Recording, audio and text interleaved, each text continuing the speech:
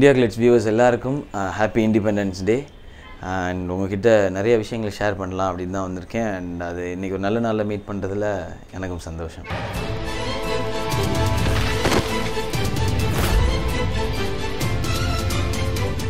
ஒரு class teacher ஒருத்தர் சொல்லுவார், களிமண்ணுடா மண்டபுரம் களிமண்ணுடா. பயம் ஜாஸ்தியாக இருந்தது. அப்புறம் அவர்கிட்ட போய் சொன்னேன், சார் ஏதாவது டைலாக் எக்ஸ்ட்ராலாம் வரணும், பண்ணி என்ன தோணுதோ பண்ணிங்க. ஷூட்டிங் ஸ்பாட்டில் வந்து நிறைய கதைகள் கேட்டுக்கிறது. அவரும் கவுண்டமணி சார் என்னெல்லாம் பண்ணுவாங்க, ஹன்சிகா அப்படின்றதெல்லாம் மீறி ஃபோட்டோ ஷூட் நம்ம படத்துக்காக பண்ணுறோம், நம்ம படத்துக்காக பண்ணுறோம். இல்லை அது 1500 லைக்ஸ்ன்னும் போது அது நீங்கள் என்னை தவிர்த்துட்டு பாருங்கள். மான் கராத்தே நான் இது வரைக்கும் பண்ணாத ஒரு விஷயத்த இந்த படத்தில் பண்ண வைக்கும். இப்போது நிறைய பேர் ஃபீல் பண்ணுறாங்க, பொண்ணுங்களாம் ஐயோ பத்திரமா பார்த்துக்கணும் இந்த நாட்டில். சதீஷ், தனுஷ் சார், அனிருத், நான் 4 பேருக்குள்ளே என்ன எங்களுக்கு பிடிச்ச விஷயம் எங்களுக்குள்ள அப்படின்னா,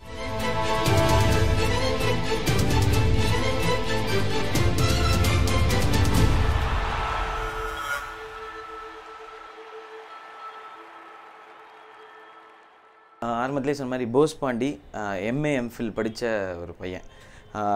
கிராமத்தில் வந்து என்ன நடந்தாலும் இவர் பேர் இல்லாமலோ, இவருடைய ஃபோட்டோ இல்லாமலோ, இவருடைய பேனர் இல்லாமலோ, இவங்க பேர் இல்லாமலோ நடக்கூடாது. இவருக்கு ஏற்ற மாதிரியான ஒரு ஃப்ரெண்டு சூரி கோடி. அவர் இது மாதிரி படித்த பையனாலும் இவருடைய கொள்கை எல்லாமே வருத்தப்படாத வாலிபர் சங்கம். இதை பற்றி தான் ஊர் பேசணும். ஊரில் என்ன பிரச்சனை என்ன பஞ்சாயத்துனாலும் வருத்தப்படாத வாலிபர் சங்கம் இருக்கணும். அண்ட் அதை பற்றி பேசணும், போஸ் பாண்டியை பற்றி பேசணும். அந்த வருத்தப்படாத வாலிபர் சங்க தலைவர் அப்படின்ற ஒரு திமிரோட அலைகிறவர் தான். அல்டிமேட்டாக எல்லோரும் நிறையா சிரிக்க வைக்கணும் அப்படின்றது தான் ஒரே மோட்டிவ். அதுக்கு தான் ட்ரை பண்ணியிருக்கோம் அப்படின்னு நினைக்கிறேன். அண்ட் இந்த போஸ் பாண்டி சிவனாண்டின்ற ஊரில் உள்ள பெரிய ஆள் ஒருத்தரை எதிர்க்க வேண்டிய சூழ்நிலை வருது. ஏன் அப்படிங்கிறதான் கதையாக சொல்லிடுறோம். சிவனாண்டியை சத்யராஜ் சார் பண்ணியிருக்காரு. அது இன்ட்ரெஸ்டிங்காக இருந்தது. ஸ்க்ரீனில் அவர் எதிர்த்து நிற்கிறது அப்படிங்கிறது பயம் ஜாஸ்தியாக இருந்தது. அப்புறம் அவர்கிட்ட போய் சொன்னேன், சார் ஏதாவது டைலாக் எக்ஸ்ட்ராலாம் வரணும், பண்ணி என்ன தோணுதோ பண்ணிங்க, உங்கள் இஷ்டம் அப்படின்ட்டாரு. சொன்னால் கேட்கவா போகிறீங்க அப்படின்ட்டாரு. அதையும் அவர் இல்லை, ஓகே சார் பட் ஜாலியாக இருந்தது. இந்த போஸ் பாண்டி சிவனாண்டி இவங்க 2 பேருக்குள்ளே நடக்கிறது தான் இந்த வருத்தப்படாத வாலிபர் சங்கம். இல்லை லொல்லு நக்கல் எல்லாமே அவர் ஸ்க்ரீனில் பார்த்த அளவுக்கு நேரில் வந்து டக்குன்னு எல்லாரையும் கிண்டல் பண்ணி கேலி பண்ணலாம் பேச மாட்டார். ரொம்ப பொலைட்டாக டவுன் டு எர்த்தாக இருக்கார். இவ்வளோ எக்ஸ்பீரியன்ஸ் இந்த ஏஜுக்கு அப்புறமும் அவர் வந்து ஏதாவது வேறு மாதிரி பண்ண அவர் யோசிக்கிறதே வந்து அவ்வளோ இன்ஸ்பைரிங்காக இருக்குது. அண்ட் நம்ம ஏதாவது கேஷுவலாக பேசிவிட்டு அந்த டைலாக் வந்து டேக்கில் சொல்லலைன்னா கூட சொல்லுவார், ஏங்க இது நல்லா இருந்தது எங்கள் மானிட்டரில், அதே நீங்கள் சொல்ல மாட்டீங்க அப்படின்னு டேரக்டர்கிட்ட போய்ட்டு இது 1 மோர் எடுத்துங்க, அவர் அந்த டைலாக் ஒன்று நல்லா இருந்தது அதை சொல்லுவார் அப்படின்னு சொல்லி அவ்வளோ இன்வால்வ்டாக நம்ம பேசுகிற டைலாக்லேயும் அவர் இன்வால்வாக இருந்தார். என்ன பேசிக்காக என்ன அவருக்கு காமெடி அது பண்ணுன்னா அவருக்கு அவ்வளோ பிடிக்குது. அவர் எப்போ பார்த்தாலுமே சார் சென்னை எக்ஸ்பிரஸ் எப்படி சார் அந்த ரோல் எப்படி சார் ஷாருக்கோட, அதை விடுங்க நமக்கு இந்த சிவனாண்டி தாங்க அதுதாங்க நல்லா இருக்குது அப்படின்னு சொல்லி நம்மள்ட்ட ஷூட்டிங்கில் சொல்கிறார் மாதிரி எல்லார்ட்டையுமே அவருடைய ஃப்ரெண்ட்ஸு எல்லார்ட்டையுமே இந்த படத்தை பற்றி இந்த கேரக்டர் பற்றியும் பெருசாக சொன்னார். ஸோ அவர் அவ்வளோ எனர்ஜெட்டிக்காக இருக்கிற ஒருத்தர். அவர்கிட்ட நிறையா நக்கல் ஆக்சுவலாக கற்றுக்கணும். அவர் பேசுகிறத விட அவரோட பாடி லாங்குவேஜ் லுக்கில் வந்து அவ்வளோ கிண்டல் அவ்வளோ நக்கல் இருக்கும்.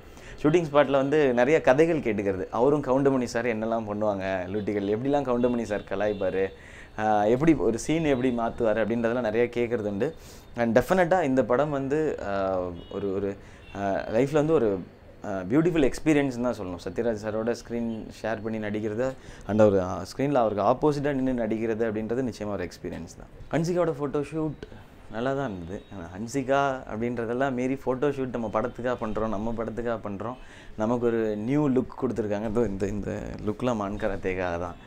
இப்போலாம் வந்ததே இல்லை. எங்கள் அம்மாலாம் பார்த்துட்டு வித்தியாசமாக, என்னடா எப்படி இருக்கிற, அடப்பாவி ஒரு ரவுடி பையன் மாதிரி இருக்கியாடா அப்படின்னா, அப்படிதாம்மா அந்த படத்தில் கேரக்டர் ட்ரை பண்ணிருக்கோம்னா சுத்தம் அப்படின்னாங்க. நீ சும்மாவே ஆடுவ, இதில் இது வேறையா அப்படின்ற மாதிரி. அண்ட் அவங்களோட ஃபோட்டோ ஷூட் 2 நாள் ஃபோட்டோ ஷூட் பண்ணோம். அதில் ஒரு நாள் தான் அவங்களோட போர்ஷன் இருந்தது. ஃபோட்டோ ஷூட்டில் அதுக்கு மேலே நின்று போஸ்ட் கொடுக்கணும், சிரிக்க சொன்னால் சிரிக்கணும், முறைக்க சொன்னால் முறைக்கணும், அதுதான் பண்ணுன்றதுனால அதுக்கு மேலே அதில் சொல்கிறதுக்கு எதுவும் இல்லை. நன்றி. கெமிஸ்ட்ரிலாம் அது இருக்க சீன்ஸை பொறுத்து தாங்க. நம்மளாலாம் கெமிஸ்ட்ரி நாங்கள்லாம் கெமிஸ்ட்ரி பண்ண போகிறோம் அப்படிலாம் கிளம்ப முடியாது.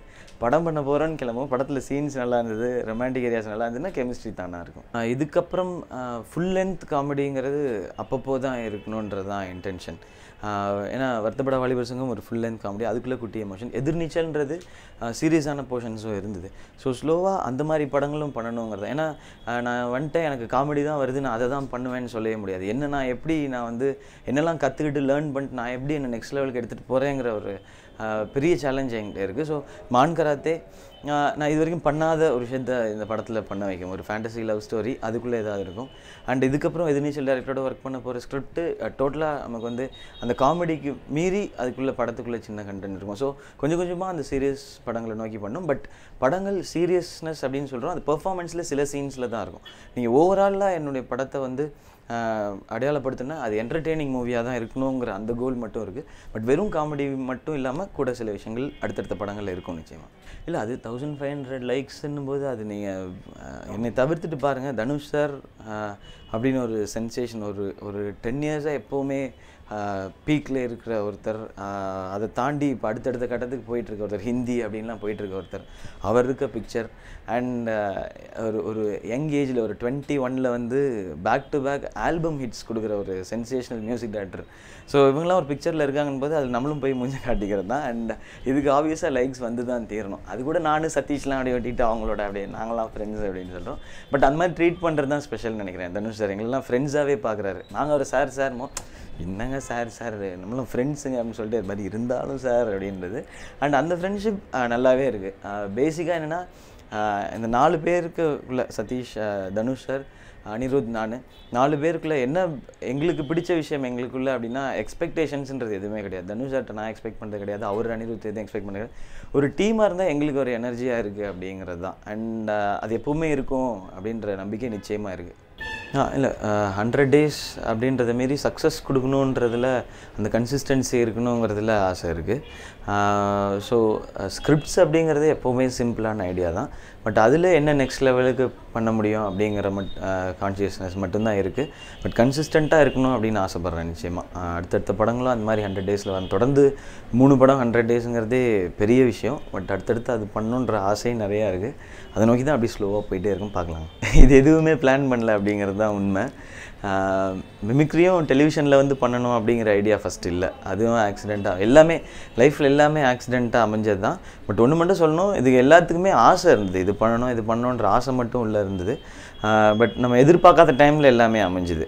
அது ஆங்கர் சான்ஸாக இருக்கட்டும், ஹீரோவாக பண்ணுறதாகட்டும். ஹீரோ மட்டும் மனசுக்குள்ளே இல்லை, சினிமா நடிக்கணுன்ற ஆசை இருந்தது. இப்போது அது நான் ஆசை இல்லைன்னு சொல்லிட்டு அப்படியே ஒதுங்கி இருக்க முடியாது. இப்போ ஹீரோ அப்படின்னு நம்ம ஆயாச்சு. ஸோ அதுக்கேற்ற ஒர்க் பண்ணியே ஆகணும். சிங்கர் அப்படிங்கிறது நிச்சயமாக நம்ம பிளானில் இல்லை, அது நம்ம சொல்லியே ஆகணும். அது வந்து இமானெல்லாம் சேர்ந்து ஆக்கிவிட்டு தான். அடுத்து என்ன வேணால் இருக்கலாம். எல்லோரும் என்னெல்லாம் பண்ணணுன்னு ஆசைப்பட்றாங்களோ என்ன வேணால் பண்ணிக்கலாம், நம்ம ரெடியாக இருக்கணும். அடிக்கடி சொல்லுவார் எங்கள் ஸ்டாஃப், ஒரு கிளாஸ் டீச்சர் ஒருத்தர் சொல்லுவார், களிமண்ணிடா மண்டபுரம் களிமண்ணிடான்னு. களிமண் எப்படி வேணால் செஞ்சுக்கலாம் சார், அது இந்த இடத்துல நீங்கள் நோட் பண்ணிக்கோங்க.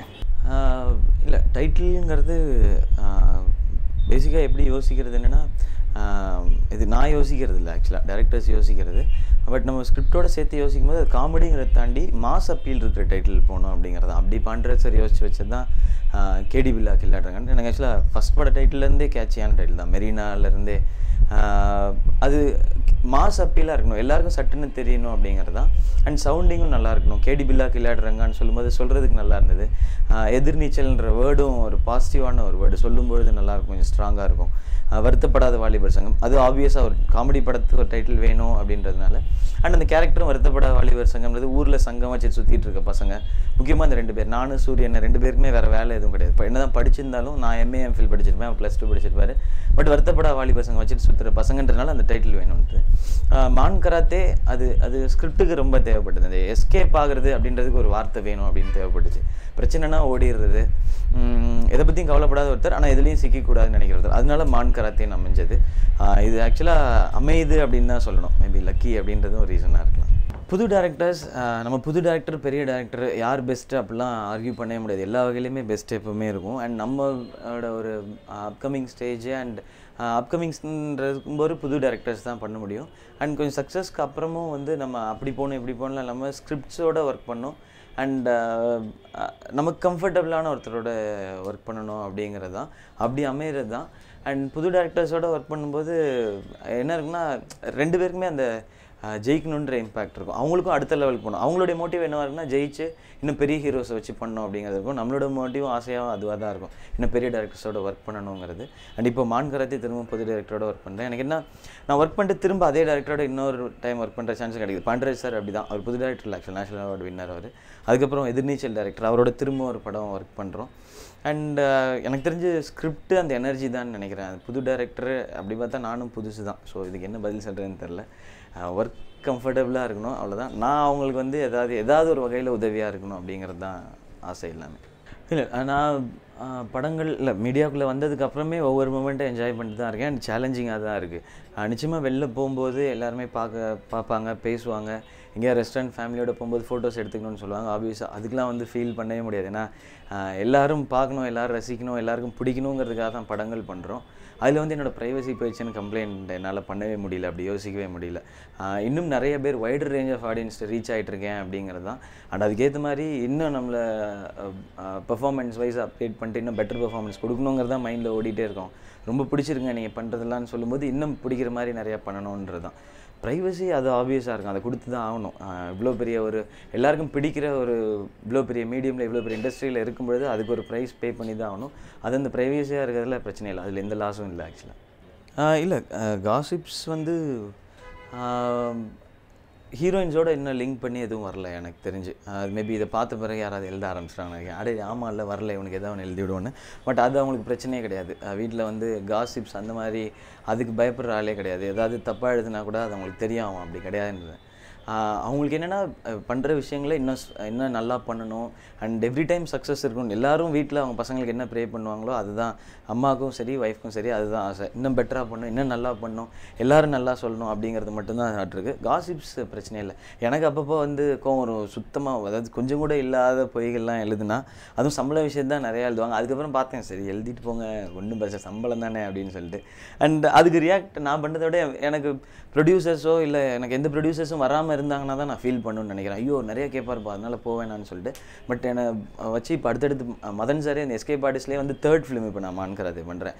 ஸோ ஆப்வியஸ்லி அதை பற்றி நான் கண்டுக்க வேண்டிய அவசியமே இல்லைன்னு நினைக்கிறேன். ரிவ்யூஸ், கிரிட்டிக்ஸ் அதை நான் பார்க்குறது உண்டு டெஃபினட்டாக.